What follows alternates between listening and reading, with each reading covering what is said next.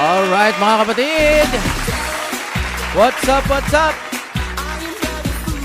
Manunood na naman tayo ng balita. Ito'y galing sa ating Balitang Pinoy TV. Ayan, nasa description niyan, i-subscribe niyan dahil nag-aatid po yan ng balita patungkol po sa ating Pilipinas kung mahal ang breaking news.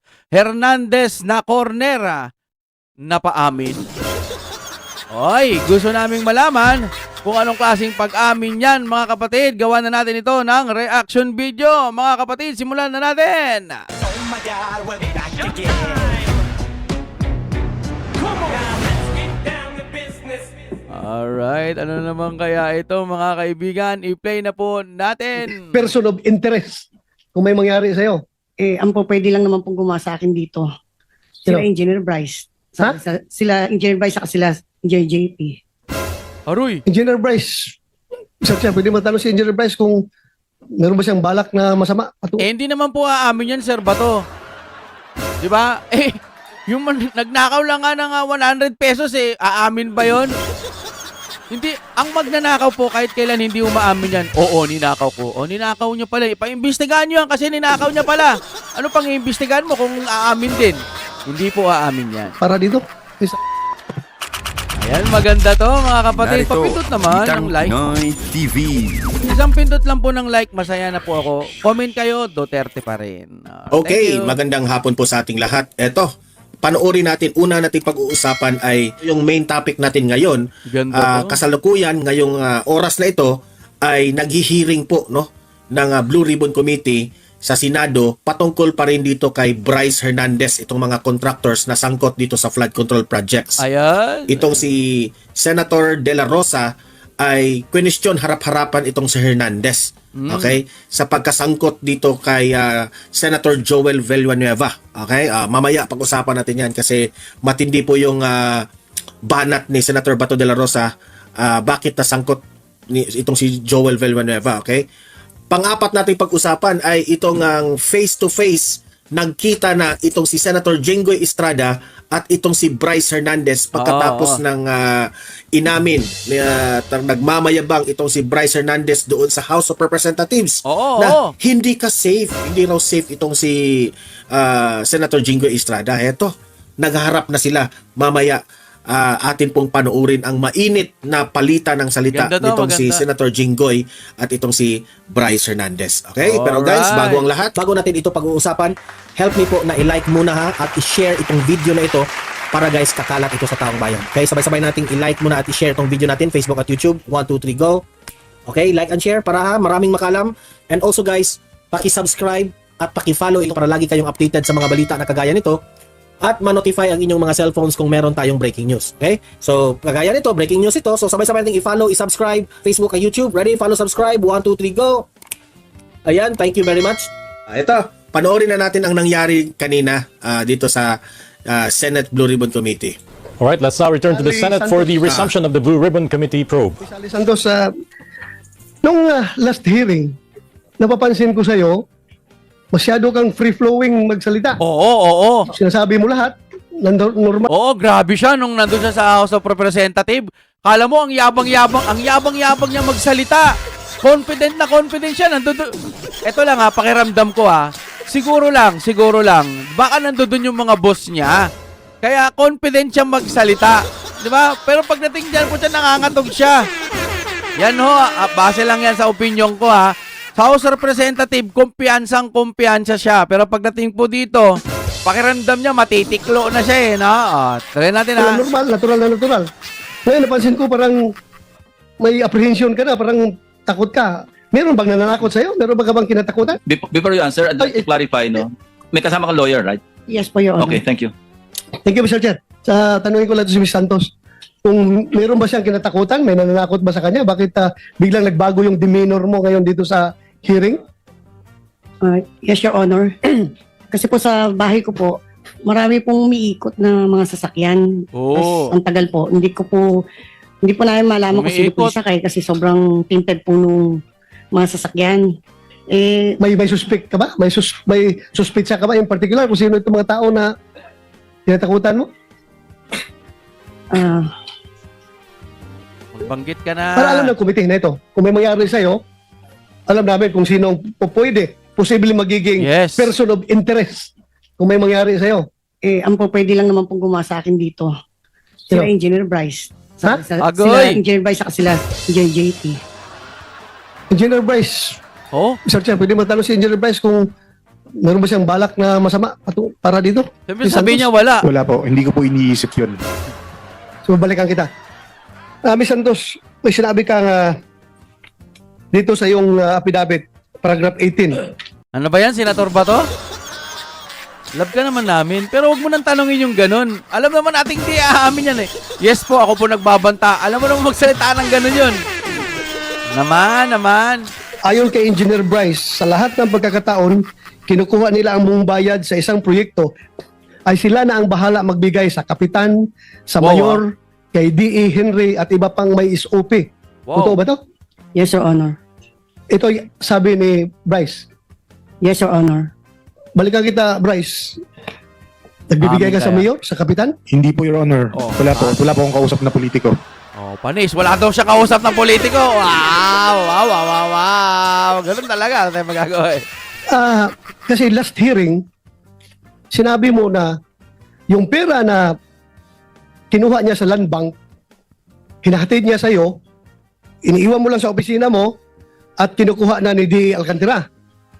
At hindi mo alam kung magkano yung pera na yun dahil hindi mo tinitingnan, hindi mo binibilang. Am I correct? Tama po, Your Honor. Nakabox po siya at mga nakasil po. Nakapak, Oh. nakasil. Opo. Ngayon, may sinabi ka, bago kanina, na yung hatian ng SOP ay 20%. Pakiulit nga, for the record. Ano po yun? Yung sa kita po ng nung in-house construction po. Yun po yung sinasabi ko na 40% po kay DE, 20% po sa akin, 20% po kay Engineer Mendoza, at Grabe. dun sa isa pa po namin kasama. So, 20. kinuha niya yung pera sa total amount ng cost of project na binayaran ng DPWH, kinuha ni Santos. Halimbawa, may isang project na 100 million. Yung 100 million, according to him, binabawasan niya ng 3% royalty para sa kanyang lisensya. Eh kung lahat sila magbabawas doon, ano na lang mangyayari doon sa project? Halimbawa, eto ganito kalaki yung pondo. Di ba? Ganun kalaki. Tapos biglang babawasan ng 20%. Ano na lang ang matitira doon sa pondo? Kaya pala nakikita natin sa mga project, minsan madalas ghost project na. O hindi naman kaya, ihipan lang ng hangin. Durog-durog na. In-exage ko lang. Grabe, di ba? Ganun pala yon. Hingi dito, hingi doon, anak ng teteng Bago niya naman ibigay yan. sa'yo. So what is 3% of 100 million? 3 million po. 3 million. So 97, kabuoang 97 million, Grabe. ibibigay niya sa'yo. Yung 97 million na yun ba yun ay, this is only an example yung 97 million na binigay niya, yan ba yun yung 20% mapupunta kay, sabi mo, DA? 20%? Pakiulit nga yung distribution. Kung magkano po yung magiging pera na na kinita, for example nga po kung nabigyan po ng 90 million or sabihin na po natin 100 million para madali po. Okay. Yung 40 million po doon na kay D. Henry Alcantara, 20 million po sa akin, 20 million din po kay Engineer Mendoza, at 20 million din po doon sa isa namin kasama pa. Grabe ah. So total of 100. Yes, Or 100 of the 90, binawasan na yan 3% eh. Binawasan na 3 million. So 97 million, yun ang hatian ninyo. 20%, 40% kay DA. Pakiulit. Opo. Pero ibabawas pa po dito yung mga gastos, yung mga obligasyon po sa proponent. Grabe Yan po, yun, alisin po muna yun. Magkano ang sa proponent? Depende po. Minsan po, meron pong 25%, minsan po 30%. Depende po kung sino po ang kausap ni Boss Henry. Oh. So ito mga proponent na ito, kilala mo ito.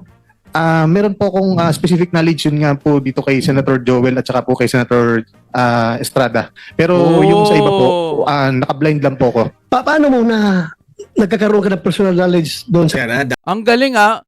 Pag sa Senado, nakikita niya. Pero pag doon sa mga taga-kabila siguro, naka-blind siya. Ang galing. Maniniwala kami, bobo kami. Paniniwalaan namin yun, ganun ba yun? tamay na si Joel at si Estrada. Kasali raw sa proponent. Grabe ah. Sige nga. Gravity. Sinasabi po sa akin mismo ni Boss. For example nga po, may ibang... Personal knowledge mo galing kay boss mo. Yes po. Yan ang hirap. Hearsay ang dating eh. Kaya nga, Hearsay na binibigyan raw itong si Estrada at itong si Sir Joel Villanueva. Yan tayo sabit eh. Yung hearsay, tapos wala kang katibayan dyan, oo. patay tayo dyan. Parang nanggugulo lang sila eh. Sinasabi niya po sa So yan ang personal knowledge mo. Sinasabi niya. Yes po. For example po, sabi po Ala. ni boss, yung ibang mga senatorial funds daw po, si Yusek Robert Bernardo po ang kausap doon. Yusek Bernardo. Opo, Your Honor. Engineer Alcantara. Wala siyang alam sa mga pander, sa proponent. Ikaw daw ang may alam. I deny, Your Honor, na binanggit ko na po kanina na pag lumabas po sa GA, nag-implement lang po kami. So, mahirap dito, Mr. Chair, dahil pareho na itong cited in contempt. Hindi ko na ito pwede papakontempt ulit dahil nakakontempt na itong dalawa na ito. O, anong gagawin nyo dyan? Hindi, love natin yan si Batoy. O, ano nang gagawin? Nakakontempt na pala yan. Anong gagawin na lang sa kanila? Wala na. Nakapunta na dun sa house eh. Sa akin lang ha, pakiramdam ko lang. Parang protektado na rin yan eh. Parang wala na. Ano nang gagawin? Susunod. Hindi ba dapat parang pupunta kayo sa Supreme Court tapos gagawin ng paraan para mademanda din o mapakulong? Ganun ano. Pero anong gagawin niya sa kulungan? Mag-ahari-harian din dahil mayaman. Ay, nakaw Pilipinas. So, yung meaning ko sa yung sinasabi mo na hatian after na yon sa pander, yung proponent, Opo, binawasan na niyo. opo. Puro hearing, no? Nauumay na ako, mga kapatid.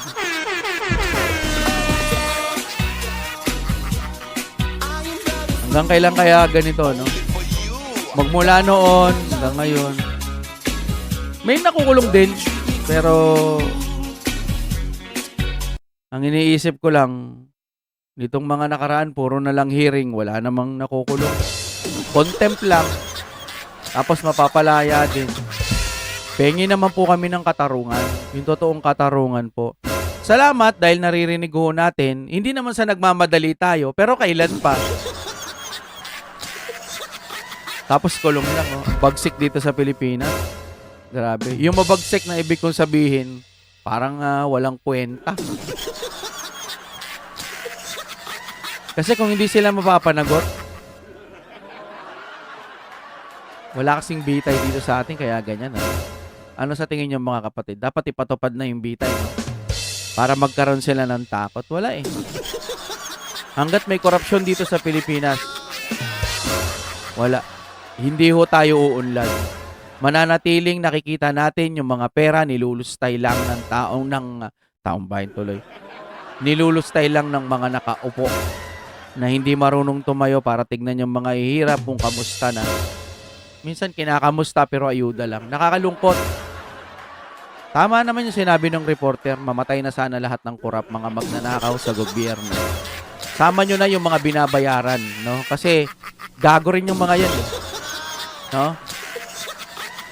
Walang puso yan. Yan lang ang masasabi ko. Maraming salamat po sa inyong panonood, mga kapatid. Tangina nilang lahat.